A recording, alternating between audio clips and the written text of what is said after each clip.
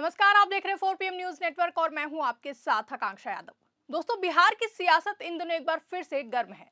NDA की नई सरकार के गठन को अभी मुश्किल से 1 महीना भी नहीं हुआ है, लेकिन सत्ता समीकरण को लेकर बयानबाजी अपने चरम पर पहुंच गई है। एक तरफ मुख्यमंत्री नीतीश कुमार बार बार कह रहे हैं कि वो अब कभी आरजेडी के साथ नहीं जाएंगे, वहीं दूसरी तरफ आरजेडी के नेता लगातार दावा कर रहे हैं कि राजनीति की परिस्थितियां ऐसी बनेंगी कि सीएम नीतीश कुमार फिर से पलटी मारकर उनके साथ लौट सकते हैं। ये टकराव सिर्फ बयानबाजी नहीं है, ये बिहार की राजनीति के आने वाले बड़े फेरबदल का संकेत भी है।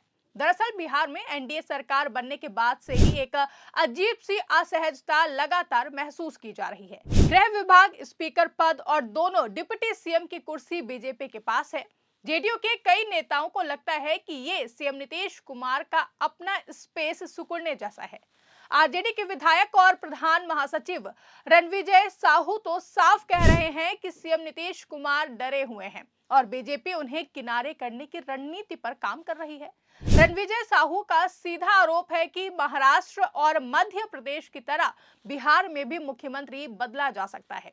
इसी संदर्भ में उन्होंने दावा किया कि सीएम नीतीश कुमार आखिरकार आरजेडी की ओर वापस लौट सकते हैं। वहीं दूसरी तरफ सीएम नीतीश कुमार ने भी सरकार बनने के 1 महीने भी नहीं हुए हैं कि अब वो फिर से सफाई देने लगे हैं कि उन्होंने पहले भी आरजेडी को बीच बीच में साथ रखा था, लेकिन गड़बड़ियां शुरू होने के चलते गठबंधन तोड़ना पड़ा। सीएम नीतीश ने यह भी कहा कि मैं अब कभी आरजेडी के साथ नहीं जाऊंगा और इसी बयान से कयासों के बाजार गर्म हो गए कि क्या सीएम नीतीश कुमार फिर से पलटी मारने वाले हैं, क्योंकि ये बयान जब भी नीतीश कुमार देते हैं तभी बिहार की राजनीति में हलचल बढ़ जाती है। क्योंकि इतिहास गवाह है कि जब जब उन्होंने आरजेडी के साथ कभी नहीं जाने जैसा बयान दिया है, तब तब ही स्थितियां ऐसी बनती हैं कि वो वापस आरजेडी के पास आ जाते हैं। बिहार के लोग अभी भी याद करते हैं कि 2013 में सीएम नीतीश ने कहा था कि बीजेपी से संबंध कभी नहीं रखेंगे, लेकिन फिर 2017 में अचानक उन्होंने पलटी मारकर बीजेपी का हाथ पकड़ लिया।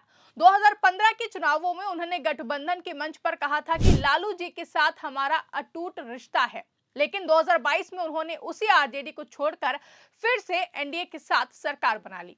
यानी सीएम नीतीश कुमार का इतिहास बार बार ये बताता है कि नीतीश जो सबसे ज्यादा मना करते हैं वही कुछ महीनों बाद करके भी दिखा देते हैं। यही वजह है कि आरजेडी के नेता सीएम नीतीश के अब के इस बयान को फिर से एक संभावित पलटी की वजह मान रहे हैं।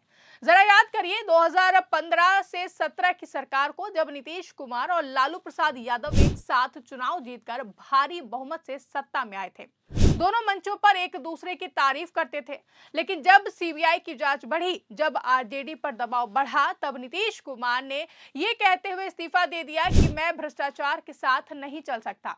हर कोई समझ रहा था कि शायद चुनाव हो जाएंगे, लेकिन सिर्फ 24 घंटे बाद उन्होंने उसी बीजेपी के साथ सरकार बना ली जिसके खिलाफ वो प्रचार कर रहे थे। और ये बिहार की राजनीति में सीएम नीतीश कुमार की सबसे बड़ी पलटियों में से एक मानी जाती है। फिर 2022 आया, सीएम नीतीश कुमार ने अचानक बीजेपी से रिश्ता तोड़ दिया। जेडीयू के नेताओं ने आरोप लगाया कि बीजेपी उन्हें कमजोर करने की रणनीति पर काम कर रही थी। नीतीश ने कहा था कि मैंने बीजेपी के साथ जो गलती की थी उसे ठीक कर रहा हूं। इसके बाद वो फिर आरजेडी के साथ चले गए और महागठबंधन की सरकार बन गई।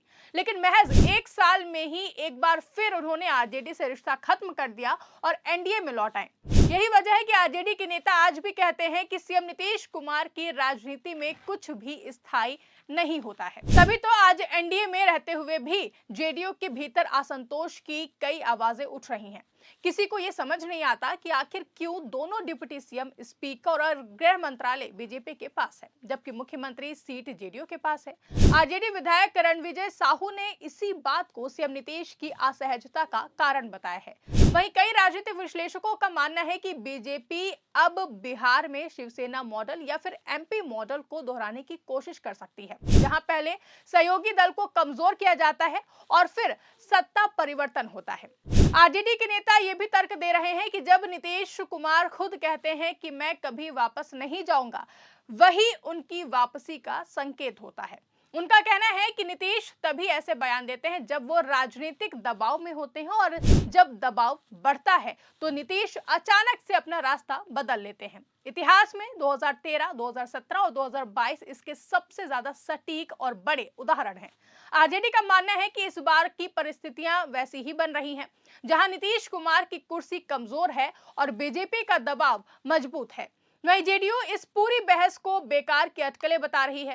उनका कहना है कि नीतीश कुमार ने स्पष्ट कर दिया है कि सरकार स्थिर है और एनडीए पूरा कार्यकाल चलाएगा। जेडीयू विधायक मंजीत सिंह ने कहा कि राजद को जनता ने नकार दिया है, इसलिए पार्टी घबराहट में ऐसे बयान दे रही है। उन्होंने साफ कहा कि जेडीयू और भाजपा गठबंधन पूरी तरह मजबूत है और इसमें किसी तरह की टूट फूट की संभावना नहीं है। जबकि राजनीतिक विश्लेषकों की माने तो नीतीश कुमार की हर चाल मुख्यमंत्री की कुर्सी से जुड़ी है। वो हमेशा इसके लिए अपने समीकरण बदलते रहते हैं। ऐसे में ये दावा कि अब नीतीश कोई पलटी नहीं मारेंगे खुद एक बड़ा राजनीतिक सवाल है, क्योंकि इतिहास में उन्होंने कभी भी किसी गठबंधन को पूरा कार्यकाल नहीं चलने दिया है, फिर चाहे वो एनडीए हो या फिर महागठबंधन।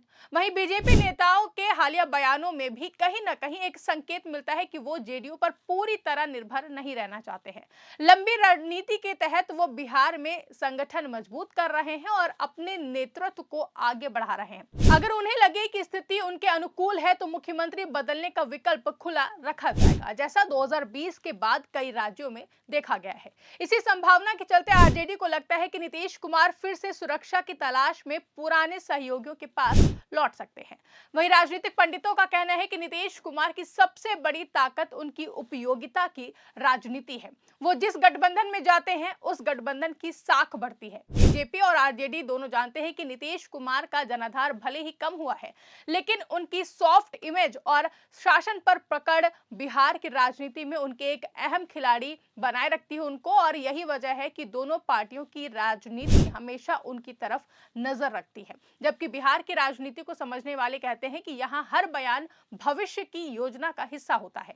नीतीश कुमार का कभी नहीं जाएंगे वाला बयान भी उसी रणनीति का हिस्सा है। आरजेडी की तरफ से दिए जा रहे वापसी वाले बयान भी आने वाले संघर्ष की एक भूमिका है।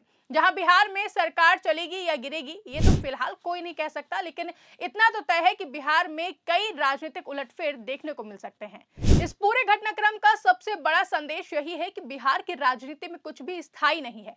यहाँ सिर्फ समीकरण बदलते हैं, चेहरे नहीं। सीएम नीतीश कुमार ने पिछले 20 सालों में बार बार दिखाया है कि वो किसी भी गठबंधन में बंधे रहने वाले नेता नहीं है, बल्कि एक ऐसे खिलाड़ी हैं जो हमेशा अपने लिए सबसे उचित राजनीतिक जमीन खोज लेते हैं। और यही वजह है कि आज जब आरजेडी कहती है कि नीतीश फिर लौट सकते हैं और नीतीश कहते हैं मैं कभी नहीं जाऊंगा, तो दोनों ही बातें एक साथ सच जैसी लगती हैं, क्योंकि बिहार की राजनीति का इतिहास बताता है कि मुख्यमंत्री नीतीश कुमार की ना कई बार हां का संकेत बन चुकी है। इसलिए आने वाले महीनों में बिहार क्या करवट लेगा ये सिर्फ वक्त ही बताएगा, लेकिन राजनीति के अखाड़े में मुकाबला बेहद दिलचस्प होने वाला है।